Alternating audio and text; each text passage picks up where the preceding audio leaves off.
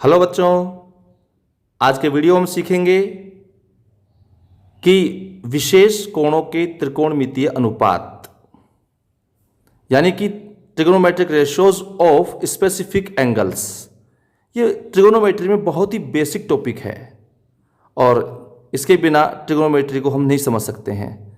इस वीडियो शुरू करने से पहले मैं मुकेश कुमार अग्रवाल आप सबका एक बार फिर स्वागत करता हूं आपके अपने YouTube चैनल दीपक एजुकेशन हब पर। आशा करता हूं कि आपको वीडियो पसंद आ रहे होंगे और आप इनका लाभ भी उठा रहे होंगे।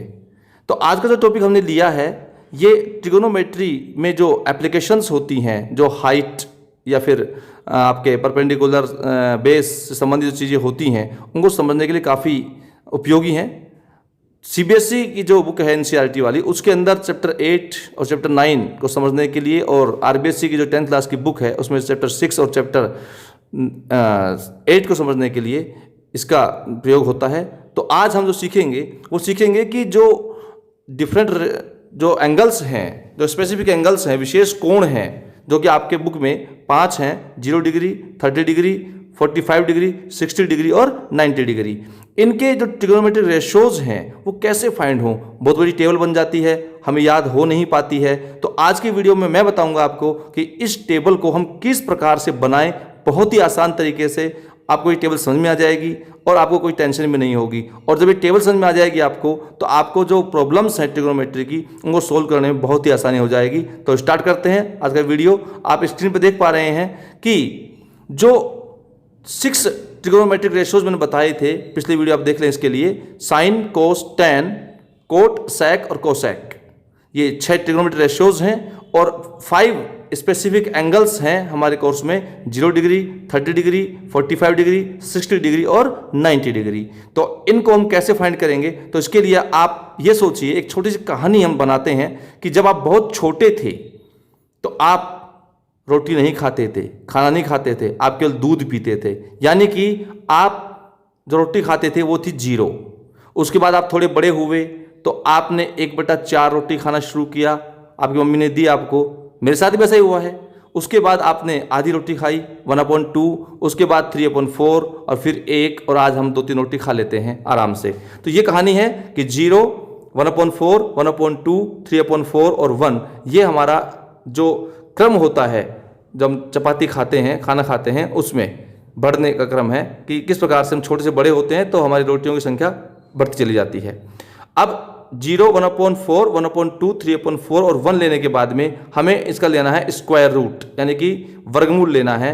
तो 0 का स्क्वायर रूट 0 होगा, 1/4 का देखें तो 1 का 1 होगा और 4 का स्क्वायर रूट 2 होगा। आगे 1/2 है, 1 का स्क्वायर रूट 1 होगा, 2 का करेंगे तो स्क्वायर रूट लेंगे, पॉइंटों में आएगा, हम पॉइंटों में लेंगे नहीं तो √2 लिखेंगे इसको।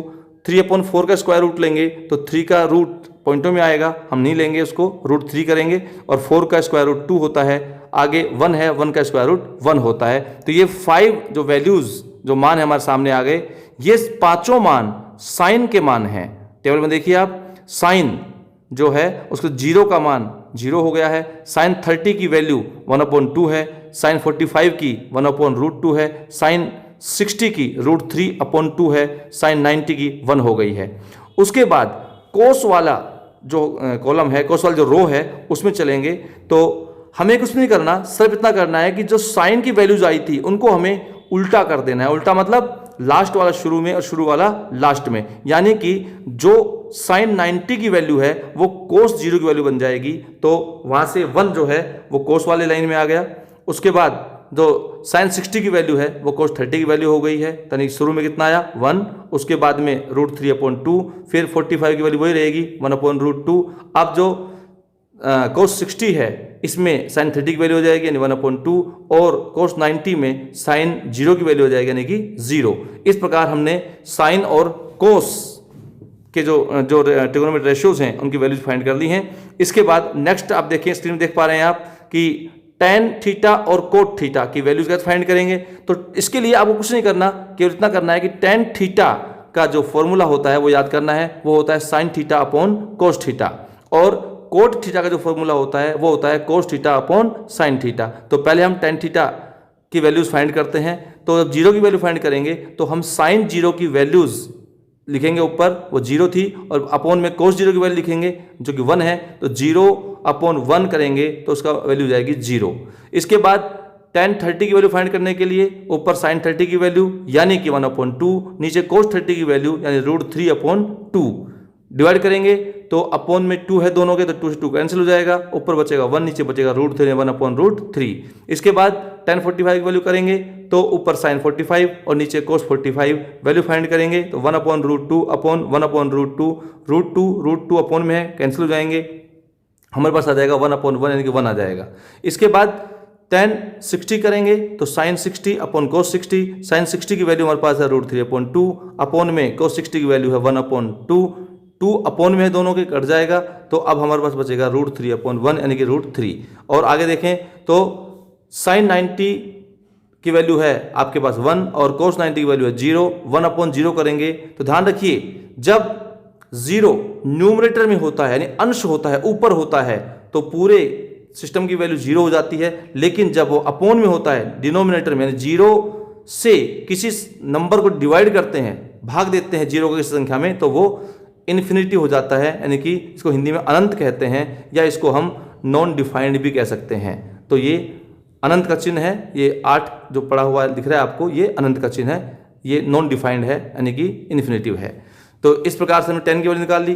कोट थीटा की वैल्यू निकालने के लिए या तो हम फॉर्मूला यूज कर सकते हैं कि कोस की वैल्यूज में हम साइन की वैल्यूज को डिवाइड कर दें, या सीधा सीधा तरीका ये है कि tan की जो लाइन आपने लिखी है इसको आप उल्टे क्रम में लिखना शुरू कर दें, यानी कि जो tan 90 की वैल्यू है वो कोट 0 की वैल्यू बन जाएगी। तो शुरू में आपके पास कितना आ जाएगा, इन्फिनिटी आ जाएगा, उसके बाद में आपके पास √3 आ जाएगा, फिर आपके पास 1 आ जाएगा, फिर 1/√3, और लास्ट में जो कोट 90 है उसमें आ जाएगी tan 0 वाली वैल्यू यानी कि 0। तो इस प्रकार बहुत सिंपल तरीके से हमने tan और कोट को फाइंड कर लिया है। इसके बाद नेक्स्ट हम देख रहे हैं sec थीटा और कोसेक थीटा की वैल्यू फाइंड करना सीख रहे हैं। इसमें आपको वही दो फॉर्मूले याद रखने हैं। सेक थीटा का फॉर्मूला होता है 1/cos थीटा, और कोसेक थीटा का फॉर्मूला होता है 1/sin थीटा। तो आप ध्यान रखें कि जो सेक थीटा है वो कोस थीटा का रेसिप्रोकल होता है यानी व्युत्क्रम होता है, और जो कोसेक थीटा है वो साइन थीटा का रेसिप्रोकल होता है यानी कि व्युत्क्रम होता है। तो सबसे पहले हम सेक थीटा की वैल्यूज फाइंड करते हैं। तो सेक थीटा की वैल्यू फाइंड करने के लिए हम क्या करना होगा, कोस की जो वैल्यूज थी उनका रेसिप्रोकल करना होगा यानी 1/cos थीटा। तो देखते हैं, शुरू करते हैं। तो सेक 0 की वैल्यू निकालने के लिए 1/cos 0, और cos 0 की वैल्यू हमारे पास 1 थी तो आ गया 1/1, तो इसकी वैल्यू हो गई 1। अब हम निकालते हैं सेक 30। सेक 30 में क्या हो जाएगा, 1/cos 30 की वैल्यू, और cos 30 की वैल्यू कितनी है, √3/2। अब ये रेसिप्रोकल हो जाएगा तो 2/√3। उसके बाद सेक 45, तो cos 45 का रेसिप्रोकल करेंगे तो √2/1 होगा, तो हम यहाँ कर देंगे √2। उसके बाद सेक 60 के लिए हमें cos 60 की क्या करना पड़ेगा, रेसिप्रोकल करना पड़ेगा। तो रेसिप्रोकल करने के लिए उल्टा व्युत्क्रम करने के लिए हम देखते हैं cos 60 की वैल्यू हमारे पास 1/2 है, इसको हम व्युत्क्रम बनाएंगे तो 2/1 यानी कि 2 आ जाएगा। उसके बाद में सेक 90 के लिए हमें क्या चाहिएगा, जो cos 90 है उसका रेसिप्रोकल करना पड़ेगा, व्युत्क्रम करना पड़ेगा, तो ये हो जाएगा 1/, इसमें हम करेंगे 0, तो ये हो जाएगा हमारे पास इन्फिनिटिव यानी कि नॉन डिफाइंड है ये। तो ये पड़ा हुआ 8 यहाँ पे हम शो कर देंगे, ये इन्फिनिटिव का साइन है। इसके बाद कोसेक की वैल्यू फाइंड करने के लिए या तो हम जो साइन की वैल्यूज हैं उनका रेसिप्रोकल कर दें, व्युत्क्रम कर दें, या फिर सीधा तरीका यही है कि जो सेक वाली लाइन आपने लिखी है उसका हम उल्टे क्रम में लिखना शुरू कर दें, यानी कि सेक 90 की जो वैल्यू है वो कोसेक 0 की वैल्यू बन जाएगी, यानी कि शुरू में क्या जाएगा, इन्फिनिटी आ जाएगा। उसके बाद सेक 60 वाली वैल्यू कोसेक 30 में आ जाएगी यानी कि 2 आ जाएगी। उसके बाद आगे चलें तो √2 आ जाएगी। उसके बाद आगे चलें तो 2/√3 हो जाएगी, और उसके बाद आगे चलें तो हमारे पास कितना आ जाएगा, 1 आ जाएगा। इस प्रकार हमारे पास कोसेक की सारी वैल्यू आ गई है। तो देखा आपने, बहुत ही सिंपल तरीका है। अगर आपको साइन की वैल्यू याद हो गई है या निकालना आ गया है तो कोस उसका उल्टा क्रम होता है, रिवर्स कर देंगे उसको हम। इसी प्रकार tan के निकालने के लिए साइन में हम कोस का डिवाइड कर देंगे, और फिर कोट निकालने के लिए उसको रिवर्स कर देंगे। इसी प्रकार सेक के लिए हम क्या करेंगे, कोस की वैल्यूज का रेसिप्रोकल कर देंगे, व्युत्क्रम, और उसके बाद कोसेक निकालने के लिए उसको हम रिवर्स कर देंगे। तो बहुत सिंपल तरीका है। इस टेबल को आप ध्यान से समझें और खुद बनाने की कोशिश करें तो आप 1 या 2 प्रयासों में इनको बनाना सीख जाएंगे, और जब ये बनाना सीख जाएंगे तो आपको ट्रिग्नोमेट्री की एक बहुत जो प्रॉब्लमेटिक चीज़ है वो समझ में आ जाएगी आसान तरीके से। और फिर आप चैप्टर 6 जो RBSC का है और चैप्टर 8 जो कि NCERT का है वो आप कर पाएंगे। इसके अलावा जो हाइट और बेस से रिलेटेड जो क्वेश्चन है, ट्रिग्नोमेट्रिक एप्लीकेशंस हैं, उनको भी आप सोल्व कर पाएंगे। और मैं जो अगला वीडियो डालूंगा उसमें RBSC का जो चैप्टर 8 है वो हम लेंगे, और NCERT का चैप्टर 9 है वो, यानी कि जो एप्लीकेशंस हैं कि किस प्रकार से हम जैसे मान लो एक पेड़ है उसकी ऊंचाई कैसे फाइंड करेंगे, एक नदी है उसकी चौड़ाई कैसे फाइंड करेंगे, इस तरह के जो एप्लीकेशंस हैं, जो क्वेश्चंस हैं वो हम सोल्व करेंगे नेक्स्ट वीडियोज़ में, और इस टेबल का हम उपयोग करेंगे। वो आशा करता हूँ कि ये आपको सारा टेबल बनाना समझ में आ गया होगा। अगर फिर भी कोई आपको समस्या रहती है तो आप मुझे व्हाट्सअप कर सकते हैं, मैं लिंक दिए हुए हैं, कई तरह से सोशल प्लेटफॉर्म है उसमें जुड़ा हुआ हूँ, आप मुझसे अपनी जो प्रॉब्लम है शेयर कर सकते हैं। और अगर आपको वीडियो पसंद आया है तो आप इसे लाइक करें और ज़्यादा से ज़्यादा लोगों में शेयर करें। मेरा जो प्रयास है वो सिर्फ इतना सा है कि किसी भी प्रकार से मैं आप लोगों की जो समस्याएं हैं उनको थोड़ा कम कर पाऊँ, आपके लिए मैं हेल्पफुल सिद्ध हो पाऊँ, और आप वीडियो देखते रहें। आज का जो क्वेश्चन है वो ये है कि मैंने टेबल बनाई है, उस टेबल में कुछ क्वेश्चन मार्क लगे हुए हैं, कुछ जगह मैंने खाली छोड़ दी हैं। आपको इस टेबल को कंप्लीट करके मुझे व्हाट्सअप करना है, यही आपका आज का क्वेश्चन है। जो सही जवाब भेजेंगे उनके नाम अगले वीडियो में शो हो जाएंगे, जैसे कि हर वीडियो में शो होते हैं। और जो लगातार सही भेज रहे हैं, आंसर भेज रहे हैं, उनके साथ स्टार लगा हुआ है। और देखते रहिए। Thanks for watching. धन्यवाद।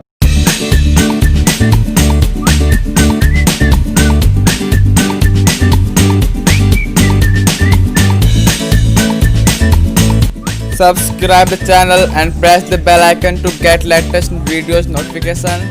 Like, share.